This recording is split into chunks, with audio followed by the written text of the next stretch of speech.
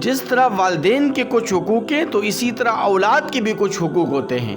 امام سفیان ثوری رحمۃ اللہ علیہ فرماتے ہیں کہ آدمی کے ذمہ لازمی ہے اور ضروری ہے کہ وہ اپنی اولاد کو دینی اور مذہبی تعلیم دے، اس لیے کہ کل روز محشر اسے اس کے بارے میں حساب و کتاب کیا جائے گا اور اس سے باضابطہ طور پر پوچھا جائے گا۔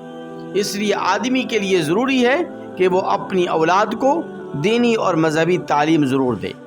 فقی ابو اللیث سمرقندی رحمۃ اللہ علیہ فرماتے ہیں کہ 3 چیزیں اولاد کا بنیادی حق ہیں۔ نمبر 1 کہ جب اولاد پیدا ہو جائے تو اس کا اچھا نام رکھیں۔ نمبر 2 یہ کہ جب وہ سمجھدار ہو جائے تو اسے قرآن شریف کی تعلیم دی جائے۔ نمبر 3 یہ کہ جب اولاد بالغ ہو جائے تو پھر اس کا نکاح کر دیا جائے اور سنت کے مطابق اسے بیایا جائے۔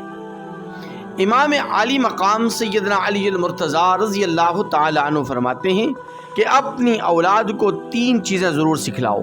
نمبر 1 نبی کی محبت اسے ضرور سکھلاؤ، کیونکہ اس کے بغیر ایمان مکمل نہیں۔ لا یؤمن احدکم حتی اکون احب الیہ من والدہ وولدہ والناس اجمعین۔ نمبر 2 اہل بیت عزام کی محبت اور عقیدت اس کے دل و دماغ میں بٹھاؤ، کیونکہ اہل بیت اطہار اور اہل بیت عزام کی محبت کے بغیر کسی مومن کا ایمان مکمل نہیں ہو سکتا۔